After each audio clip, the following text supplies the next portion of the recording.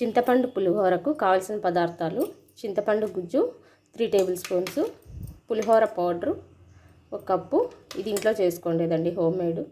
పల్లీలు 1 కప్పు, పచ్చిశనగపప్పు 2 టేబుల్ స్పూన్లు, మినపగుండ్లు 1 టేబుల్ స్పూను, పచ్చిమిరపకాయలు 5, ఎండుమిరపకాయలు 4, కరివేపాకు కొద్దిగా, కొత్తిమీర కొద్దిగా, చల్లారి పెట్టుకున్న రైసు 2 గ్లాసులు వండి పెట్టుకున్నానండి. స్టవ్ పైన పెనం పెట్టుకొని కొద్దిగా ఆయిల్ వేసుకోవాలి. 3 టేబుల్ స్పూన్స్ వేసుకోండి ఆయిల్. చూడండి, ఆయిల్ కాగింది కదా, ఇప్పుడు పల్లీలను వేయించుకుందాం. చూడండి, ఈ విధంగా పల్లీలు వేగిపోయినాయి. ఇప్పుడు గిన్నెలోకి తీసేసి పెట్టుకుందాం. చూడండి, ఈ విధంగా కప్పులోకి తీసేసుకున్నాం పల్లీలను. ఇప్పుడు అదే ఆయిల్లోకి ఆవాలు కొద్దిగా, జీలకర్ర కొద్దిగా,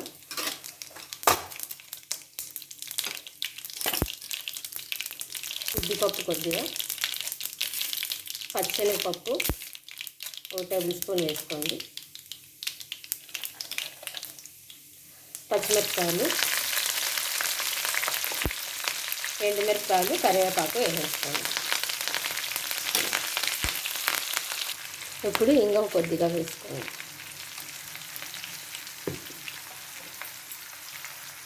పసుపు వేసుకొని బాగా మిక్స్ చేసుకోండి.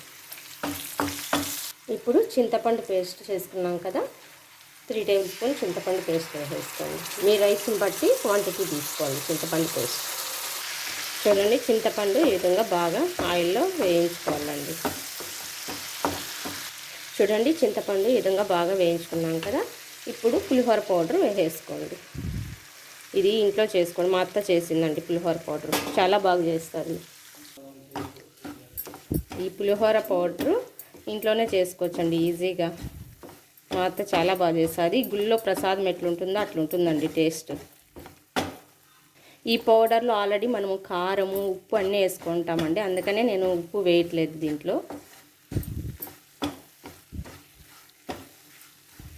ఇప్పుడు స్టవ్ ఆఫ్ అన్నీ వేయించుకొని పౌడర్ చేసుకుంటాం కాబట్టి ఎక్కువసేపు ఉండాల్సిన అవసరం ఏం లేదు. ఇప్పుడు స్టవ్ ఆఫ్ చేసేసుకొని అన్నంలో వేసుకొని కలుపుకుందాం.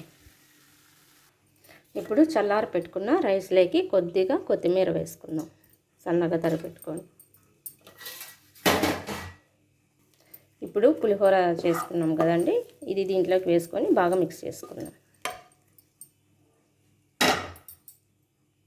చూడండి, ఈ విధంగా బాగా మిక్స్ చేసేసుకున్నాం కదా పులిహోరని. మనం తినే ముందుగా ఈ పల్లీలను వేసుకుంటే బాగా కరకరలాడుతూ ఉంటాయి.